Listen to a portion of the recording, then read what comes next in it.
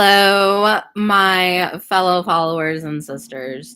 Today is the very first video of I Am Her. I Am Her is my video series that I'm going to do for the month of March, talking about influential women that have shaped me, that have influenced me, inspired me in any way whatsoever. If you did join last month, I did something similar for Black History Month called My Blackness. I did two of them on Facebook on our page, and then I did one of them on the YouTube channel. So I hope you were able to tune in or watch the replay. If you weren't, go and check that out afterwards. I covered a I covered a screenwriter, I covered two athletes, I covered a laureate poet.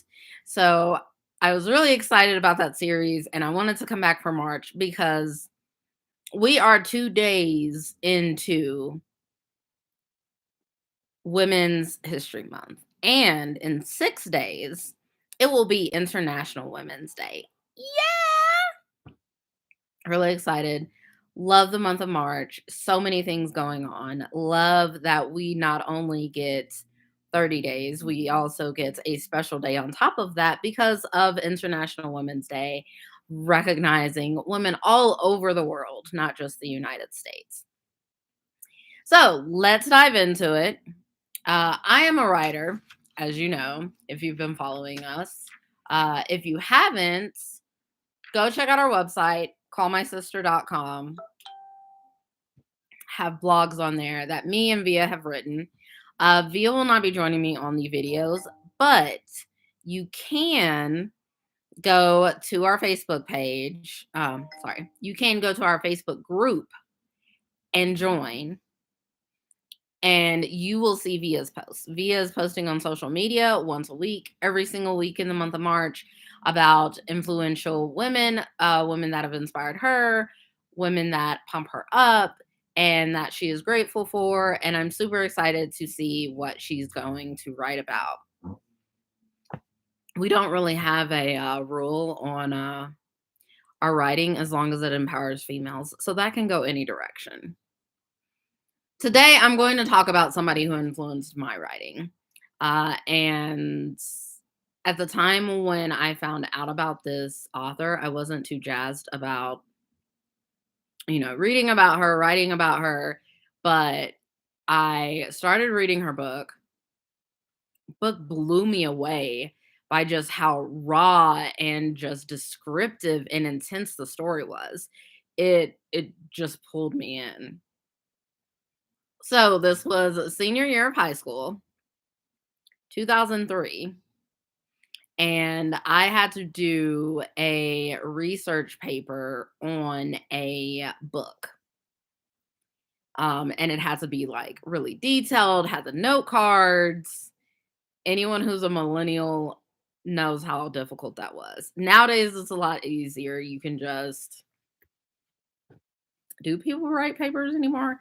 Anyway, we have to have our note cards. We have to have everything documented. We had to show the note cards to show that we actually had sources on the material. We also had to show uh, the bibliography page. It was a whole thing. It was a lot. But the book I chose, because Toni Morrison was one of the authors that I could pick from. And so I chose Toni Morrison and I read the book Bluest Eye and it blew me away. After I read Bluest Eye, I read Beloved. I don't know if it's Beloved or Beloved. Either way. I read that book and then I actually reread Bluest Eye again. This happened in the span of 6 months. And it really made me think about what type of writing I did and how far I could go with it. That I didn't necessarily have to fit a certain box of what kind of writer I wanted to be. Um, and she, Toni Morrison, if you're not familiar with her, she is a Black author. She's a poet. She's just an amazing woman. There's so much I can say about her. I found some facts about Toni Morrison, and I wanted to share it with you. Um, so, one thing is she grew up in Ohio in a racially integrated town called Lorraine.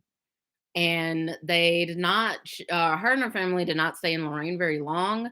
Uh, One of the reasons that they did not stay in Lorraine very long is her father witnessed two people getting lynched uh, not very far from their house. And the trauma with that, their family picked up and moved.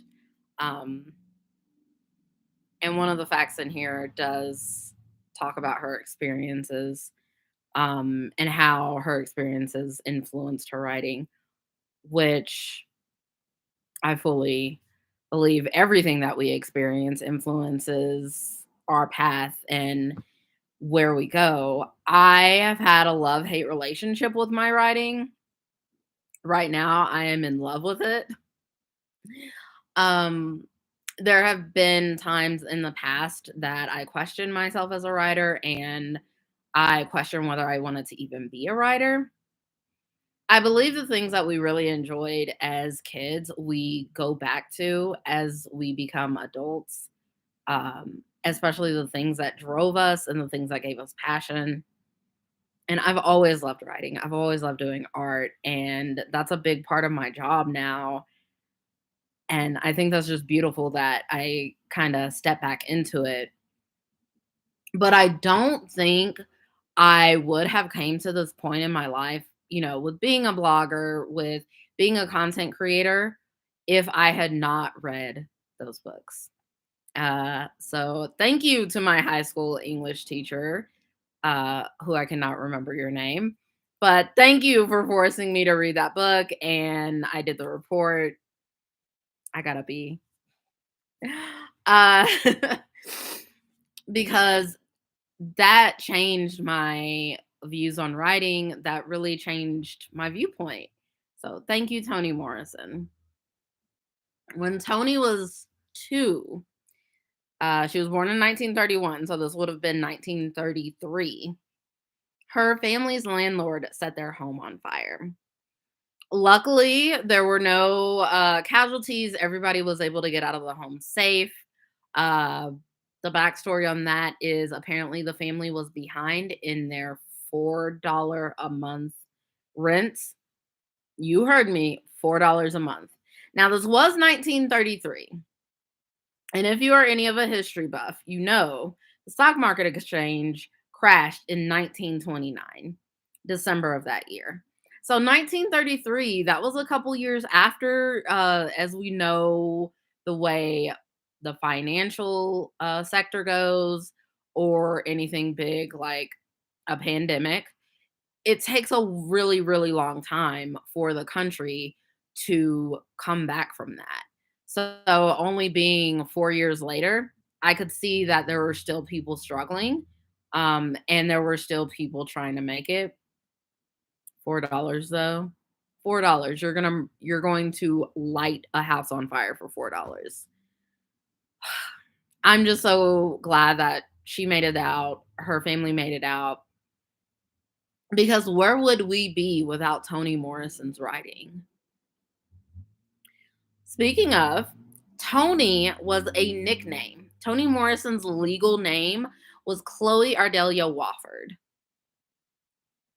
I personally think Chloe is a pretty name. One of the reasons that she changed her name to Toni, this happened when she started college, was because people had a hard time pronouncing Chloe. I go by Char a lot. People have a really hard time pronouncing my name, Charisse. I don't know why, but it just makes it easier. So I can resonate with that. Speaking of college, uh, Toni Morrison attended HBCU. She graduated in 1953 with a bachelor's in English. That was 31 years before I was born. She was the first Black woman to work as an editor at Random House. That is big. Random House is a huge name, even now. And I can imagine back then, it was just as big of a name. And breaking those glass ceilings, she was the first Black woman to work as an editor at Random House. She was also the first Black woman to win a Nobel Prize in literature. President Obama actually awarded the medal to her, which, how cool is that? You're the first Black woman to win a Nobel Prize in literature, and our first Black president is awarding this to you. Chills, chills. Toni Morrison published her first book at age 39. I think that is so cool because I have published a short story, a self-care book, a self-care mini book, and I'm about to publish a book of poetry. And my first book I probably published when I was 30. So it's never too late for you to go after your dreams. She was 39 when her first book was published. That's only a year older than my age right now.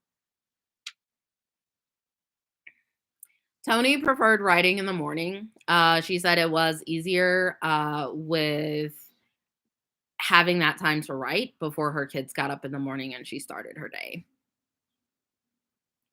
And number 8, her influences and her experiences influenced her writing. I think that's uh, a lot of the case with most writers. The experiences you go through influence how you write. I don't write from my own journeys, excluding my poetry, of course.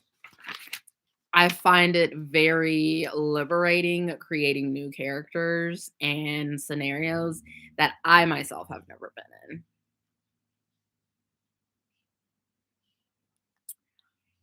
That was actually number 9. This is number 10. Love was one of the themes in her writing. I write about love quite frequently in my blog and in my poetry. My poetry book has a section called Love and Thoughts, and it's quite a few poems in there. Speaking from a place of love, that's one emotion that everybody can resonate with. You've either had it or you're wanting it. I feel like you can separate people from those two columns. If you have not checked out any of Toni Morrison's work, I strongly suggest that you do. Toni Morrison passed away in 2019, so she's been gone for 4 years. Uh, but her work lives on. I'm talking about her on YouTube.